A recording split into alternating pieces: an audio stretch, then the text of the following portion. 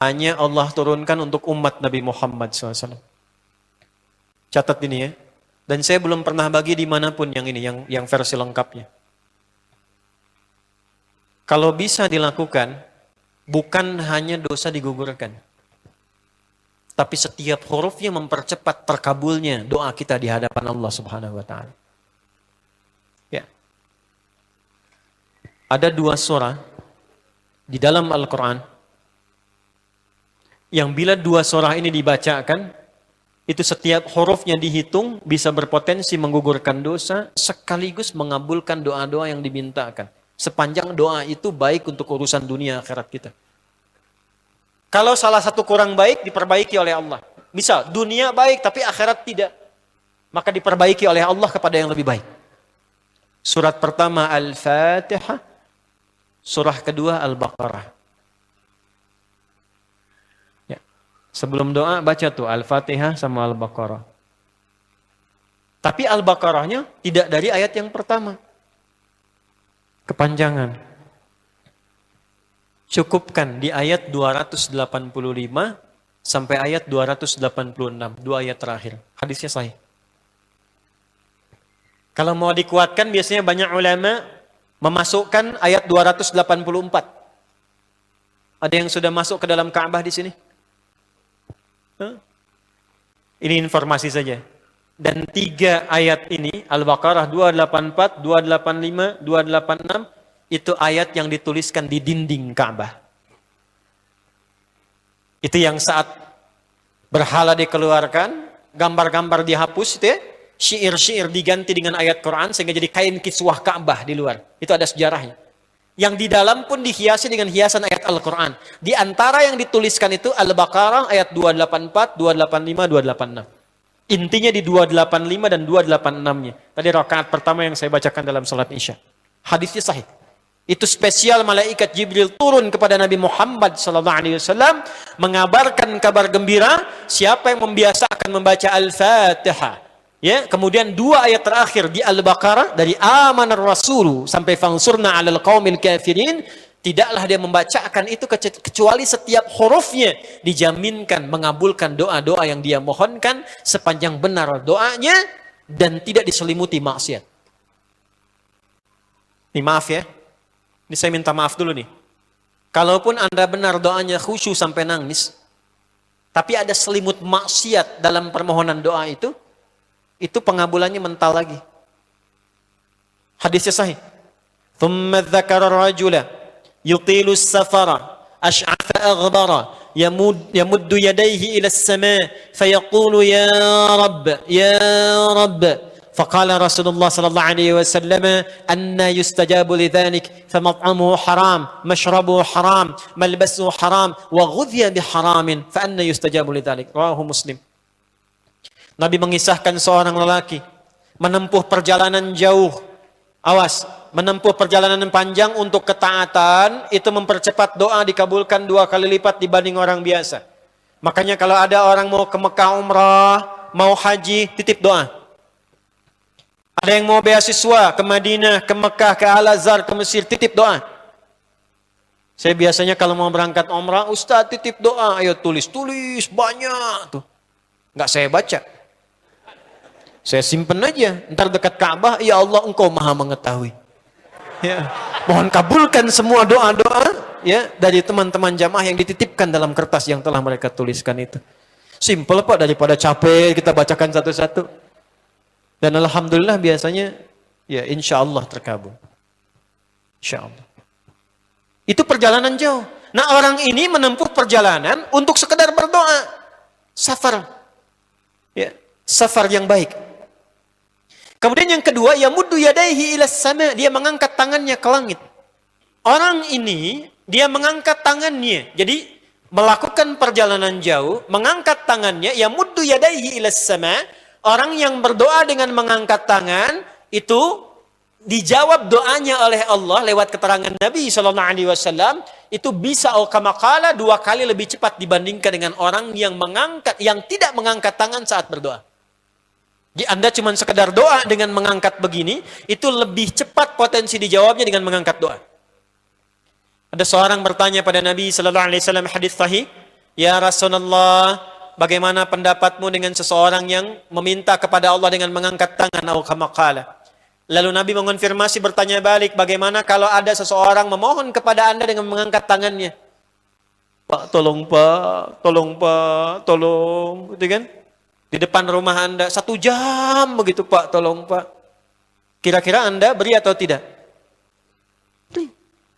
Minimal kalau Anda nggak punya kemampuan, Anda referensikan atau beri sesuai kemampuan Anda kan?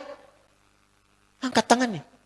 Dia jawab, saya malu kalau nggak ngasih. Apa kata Nabi? Innallaha hayyun karimun. Allah itu lebih punya sifat peka untuk merasakan malu pada hambanya kalau dia tidak memberi ketika hambanya mengangkat kedua tangannya. Nah, nanti ada beda-beda posisi saat khatib Jumat misalnya 1 begini untuk khatib. Makmum mengangkat 2 tangan. Yang ketiga dia mengatakan ya Rabb, ya Rabb. Asmaul Husna. Doa yang dibuka dengan Al-Asmaul Husna itu dijawab 2 kali lebih cepat dibandingkan dengan doa yang langsung dimohonkan kepada Allah. Itu perintah. Tahu Nabi Zakaria? Nabi Zakaria apa ujiannya? Diuji oleh Allah, hidup demikian lama sampai rambut memutih, fisiknya letih, istrinya divonis secara medis, maaf, monofos dan mandul. Kata medis gak mungkin punya keturunan. Maka beliau berdoa kepada Allah dan dalam doanya dimulai dengan Al-Asmaul Husna. Sebelum sampai ke doa itu di Ali Imran ayat 38 sampai 39, buka dulu Quran surah 17 Al-Isra ayat 110. Ini perintah langsung dari Allah. Qulidullah awidur rahman ayyamma tad'u falahul asmaul husna. Quran surah ke-7 ayat 180. Walillahil asmaul husna fad'uhu biha. Fad'u biha. Qulid Allah, kalau engkau punya masalah hambaku, dan tidak ada di dunia ini yang tidak punya masalah. Quran surah kedua ayat 155. Wala nabluwannakum bisyai.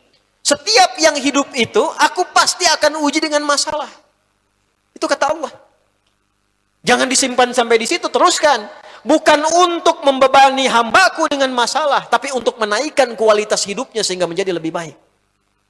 Jadi ketika Allah titipkan masalah itu, bukan ingin membuat kita bermasalah. Tapi dengan masalah itu kita diuji supaya kualitas hidup kita menjadi lebih baik. Ini Anda yang kuliah di UPI di sini, ada ujian nggak? Ada. Untuk apa ujian itu diadakan? Supaya bisa melihat kualitas peningkatan ilmu Anda dari masuk sampai naik tingkat. Kalau nggak ada ujian, nggak kelihatan kualitasnya bertambah. Logikanya begitu. Dan tidak mungkin Allah menguji seorang hamba di luar batas kemampuannya. La yukallifullahu nafsan illa. Jadi nggak ada orang yang hidup yang tidak punya masalah. Karena rumusnya mengatakan hidup berbanding lurus dengan masalah. Yang hidup pasti punya masalah. Yang tidak ingin punya masalah, tidak ingin hidup. Karena orang yang tidak hidup, yang hilang masalahnya, selesai hidupnya. Baik. Siapa yang tidak ingin punya masalah?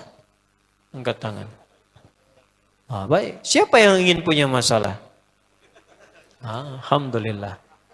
Baik. Yang lain, wallahu a'lam. Nah, kulit Allah kalau sedang diuji masalah, kan yang ngasih siapa? Yang nitipkan siapa? Yang punya solusinya siapa? Kalau Anda tahu yang punya solusinya Allah, kenapa curhatnya bukan kepada Allah? Kan sudah dicontohkan di Quran, kalau punya masalah curhatin ke Allah. Quran surah 12 ayat 86, sejak era Nabi Yakub, masalah di rumah tangga, anak bermasalah curhatnya pada siapa? Allah. Innama ashku bathi wa huzni ila Allah. Aku tuh kalau punya masalah, sesedih apapun, curhatnya Allah. Bentangkan sajadahmu, curhatkan dalam sujudmu, tingkatkan takwamu. Wa may yattaqillaha yaj'al lahu makhraja. Quran surah 65 di akhir ayat yang kedua. Bentangkan sajadahmu, curhatkan, habiskan dalam sujudmu, keluarkan tangismu. Sehingga bebannya jadi ringan. Walaupun solusi belum datang, hatinya sudah tenang. Yang diperintahkan panjangkan sajadahmu, bukan panjangkan statusmu. Kita sudah tahu ayatnya. paham ketentuannya, tapi kenapa prakteknya ditumpahkan di Instagram, di Facebook, bikin vlog di YouTube, hanya untuk curhat saja. Dan ironinya dalam hal yang demikian, tahu yang menyelesaikan Allah. Sekarang tambah bonus, aminkan ya. Yang mengaminkan doa ini mudah-mudahan dihilangkan masalahnya. Puguma mana ada bermasalah kene di dia. Itu gimana kumaha tuh teh? Paham? Curhatkan sama Allah. Nah, bagaimana mintanya? Sebut namanya ya Allah. Awidur Rahman. Kalau kita ingin minta lebih cepat, minta dengan kelembutan Ar-Rahman. Rahman itu bisa disebut namanya ya Rahman, bisa cari cara mintanya yang paling lembut, yang menyentuh. Allah senang dengan kalimat yang menyentuh. Misal ya. Kembali ke Nabi Zakaria tadi. Al-Quran surah 3 ayat 38. Hunalika da'a Zakaria rabbah. Qala rabbi habli min ladunka dzurriyyatan thayyibah. Innaka sami'ud du'a. Ya Allah, hamba-hambamu itu telah menghukumi aku dan istriku tak akan mungkin punya keturunan. Sedangkan engkau yang maha pemberi tanpa punya batasan. Mereka mengatakan istriku punya keterbatasan. Maka aku memohon kepadamu yang pemberianmu tak ada batasan. Mohon ya Allah anugerahkan keturunan dari sisimu saja ketika mereka mengatakan tidak mungkin itu punya. Sungguh engkau yang maha mendengar doaku ya Allah. Perhatikan, kalau kepada yang maha mendengar saja tidak terkabulkan, mohon tunjukkan kepadaku saat ini dengan cara apa lagi dan kepada siapa lagi aku mesti memohon. Itu dalam banget. Ya Allah, engkau perintahkan aku berikhtiar mencari kerja, aku lakukan. Engkau perintahkan mengeluarkan keringatku dengan cara yang halal, aku kerjakan ya Allah. Engkau perintahkan aku jauhi yang engkau larang, aku lakukan ya Allah. Sekarang aku telah berikhtiar dari sejak keluar, aku telah menunaikan sholat subuh seperti yang engkau maha mengetahuinya. Dan menjelang malam aku mengadukan bahkan di rumahmu ya Allah hanya untuk sesuap nasi bagi istri dan anakku dari yang halal itu. Aku telah melakukan apa yang engkau perintahkan, aku hanya memohon apa yang telah engkau janjikan. Kalau dengan semua ikhtiar yang aku kerjakan sampai detik aku bersujud di hadapanmu di rumahmu ini belum kau kabulkan, mohon tunjukkan kepadaku di malam ini ya Allah dengan cara apa lagi mesti aku memohon kepadamu. Minta. Pernah enggak begitu mintanya? Itu Rahman.